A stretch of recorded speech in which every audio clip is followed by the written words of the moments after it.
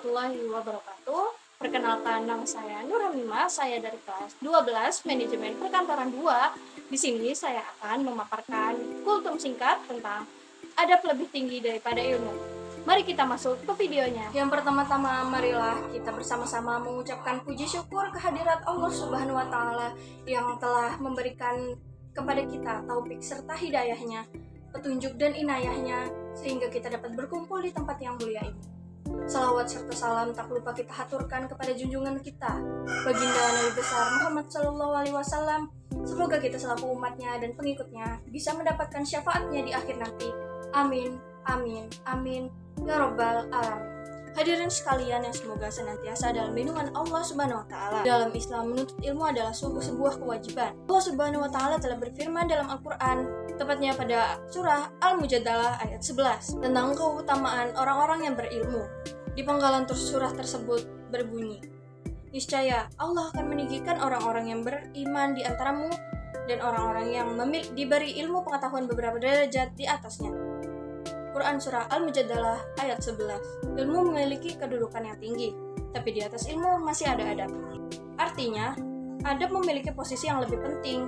Jika dibuat perumpamaan, ilmu tanpa adab ibarat nahkoda kapal yang hebat, namun tidak memiliki kompas dan peta. Ia mungkin mampu mengarungi lautan dengan gagah berani, tapi tanpa arah yang benar, ia akan tersesat dan bahkan karam di tengah jalan. Ilmu tanpa adab dapat menjadikan seorang sombong, merasa paling benar, merendahkan orang lain, dan bahkan menggunakan ilmunya untuk tujuan yang batil. Itulah mengapa para ulama menekankan pentingnya belajar adab sebelum ilmu. Imam Malik memiliki seorang murid bernama Abdurrahman bin Al-Qasim. Sang murid pernah bercerita bahwa ia belajar dan mengabdi kepada Imam Malik selama 20 tahun.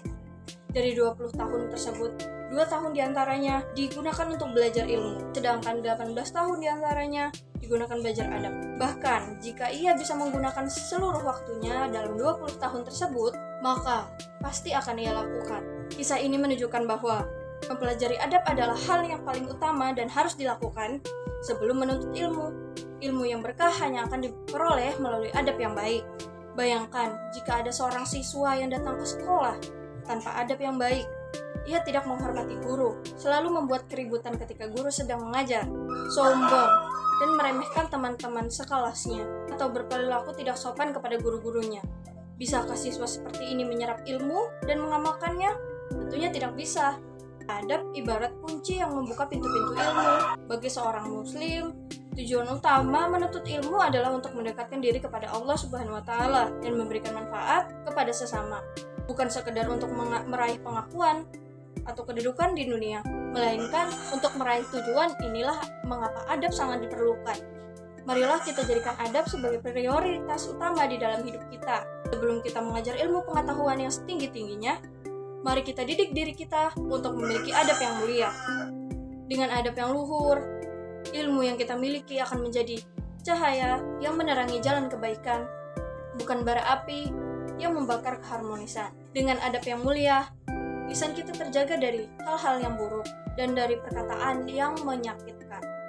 Tangan kita akan terhindar dari perbuatan yang merugikan, dan hati kita akan dipenuhi dengan kasih sayang dan kerendahan hati. Cukup sekian yang bisa saya sampaikan.